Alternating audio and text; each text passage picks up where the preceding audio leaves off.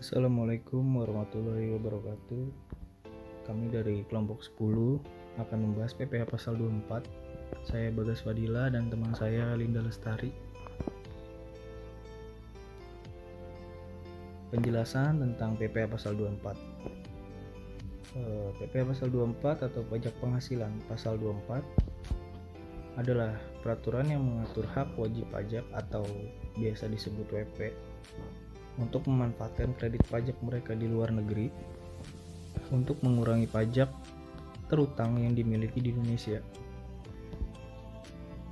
Jadi maksudnya poin 1 ini pajak mereka yang di luar negeri akan dijadikan sebagai kredit pajak atau potongan untuk pajak mereka yang ada di Indonesia.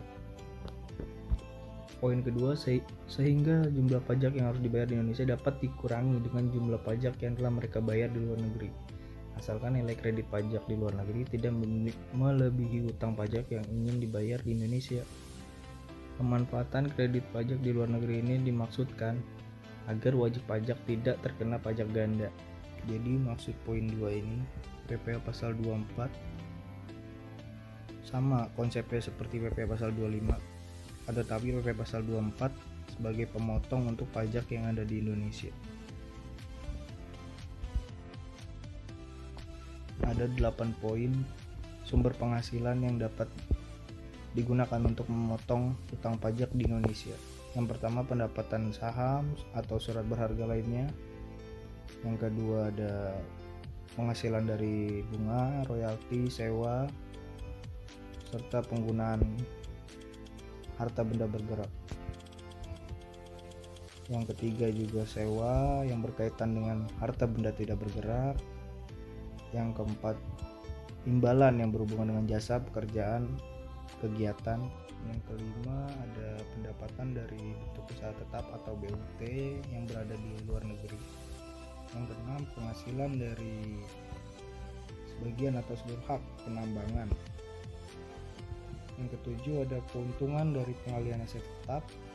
Dan yang terakhir, ada keuntungan dari pengalihan aset yang merupakan bagian dari suatu bentuk BUT. Berikut ada contoh mekanisme perhitungan PPh pasal 24. Contohnya ada PT ABC pada tahun 2017 mendapatkan neto dalam negeri atau di Indonesia sebesar 25 miliar dan di luar negeri sebesar 10 miliar. Asumsi pajak di luar negeri yaitu sebesar 20%. Jadi total penghasilannya tercatat sebesar 35 miliar, yaitu penjumlahan antara pendapatan neto di dalam negeri dan di luar negeri.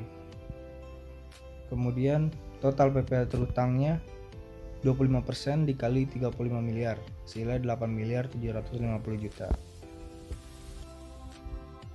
Kemudian PPh maksimum yang dapat dikreditkan, rumusnya adalah penghasilan luar negeri dibagi total penghasilan dikali total PPh terutang, yaitu penghasilan luar negeri sebesar 10 miliar dibagi total penghasilan keseluruhan 35 miliar dikali 8 miliar 750 juta. Totalnya adalah 2 miliar 500 juta. Jadi nominal ini yang akhirnya digunakan sebagai pengurang pajak dalam negeri di Indonesia.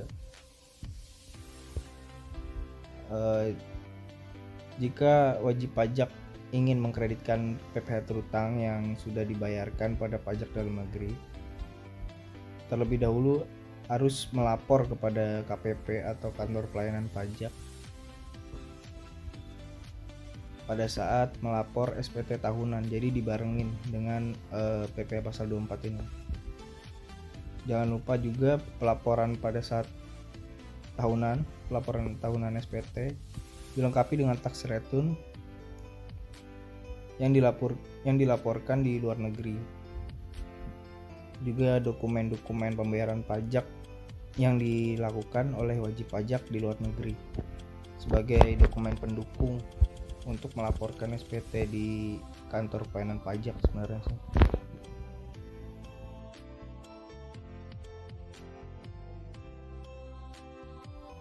Ini ada persyaratan administratif pada saat pengkreditan pajak luar negeri. Yang pertama, harus disiapkan laporan keuangan dari luar negeri. Yang kedua, fotokopi SPT atau tax return yang dilaporkan di luar negeri. Dan yang ketiga, dokumen pembayaran pajak di luar negeri harus disiapkan untuk melakukan pengkreditan, jangan sampai lupa ya.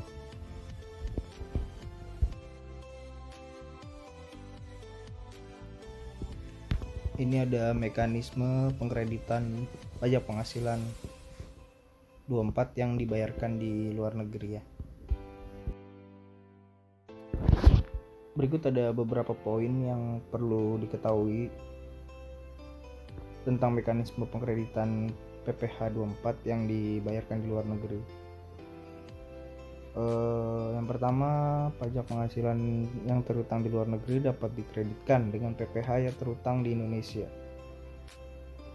Yang kedua, pengkreditan PPh yang dibayar di luar negeri dilakukan dalam tahun pajak digabungkannya penghasilan dari luar negeri tersebut dengan penghasilan di Indonesia. Jadi pada saat tahunan pengkreditan PPh 24 dibarengkan dengan penghasilan dari luar negeri.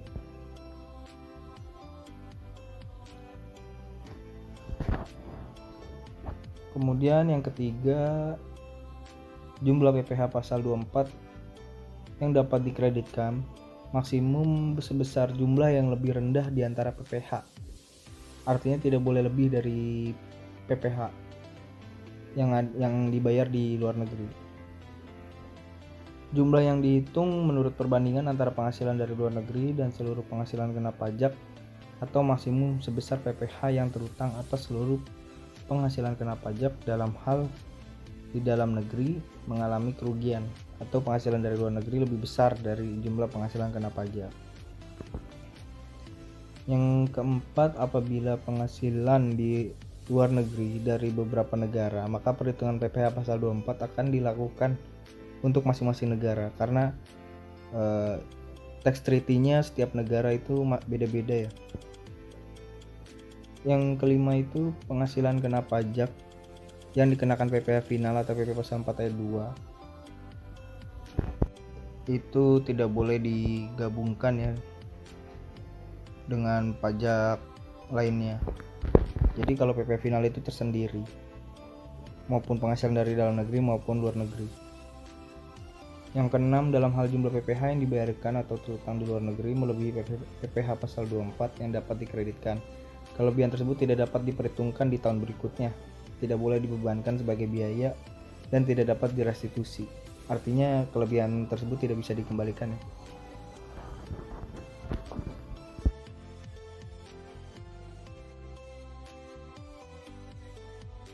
Poin ketujuh, dalam melaksanakan pengkreditan PPh luar negeri, wajib pajak wajib menyampaikan permohonan ke KPP bersamaan dengan penyampaian SPT tahunan PPh. Jadi pengkreditan PPh luar negeri ini sama seperti PPh pasal 25 dibarengin dengan SPT tahunan PPh. Poin-poin yang harus dilampirkan yaitu laporan keuangan dari penghasilan yang berasal dari luar negeri, fotokopi surat pemberitahuan pajak yang disampaikan di luar negeri, dan yang ketiga itu dokumen pembayaran PPh dulu di luar negeri. Jadi ketiga dokumen ini harus dilaporkan bersamaan dengan SPT tahunan dan PPh. Poin yang ke-8, atas permohonan wajib pajak, Kepala KPP dapat memperpanjang jangka waktu penyampaian lampiran-lampiran seperti yang disebutkan di atas karena alasan-alasan yang ada di luar kewajiban pajak. Ini adalah jika dokumen-dokumennya belum siap untuk dilaporkan, KPP bisa memperpanjang jangka waktunya. Dan yang ke-9, dalam hal terjadinya perubahan besaran penghasilan yang berasal dari luar negeri, wajib pajak perlu bahkan wajib melakukan pembetulan SPT tahunan yang bersangkutan dengan melampirkan dokumen-dokumen yang berkenaan dengan perubahan tersebut. Jadi ketika ada kesalahan dalam pelaporan bisa melakukan pembetulan ya.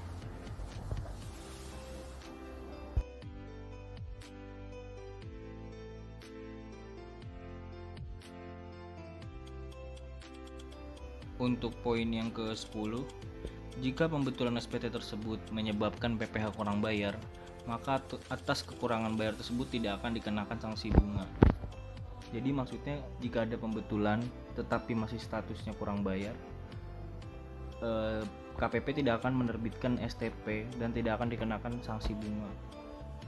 Untuk yang 11, jika pembetulan SPT tersebut menyebabkan lebih bayar, maka atas kelebihan tersebut dapat dikembalikan kepada wajib pajak setelah diperhitungkan dengan utang pajak lainnya. Artinya mungkin bisa dikompensasi atau direstitusi ya.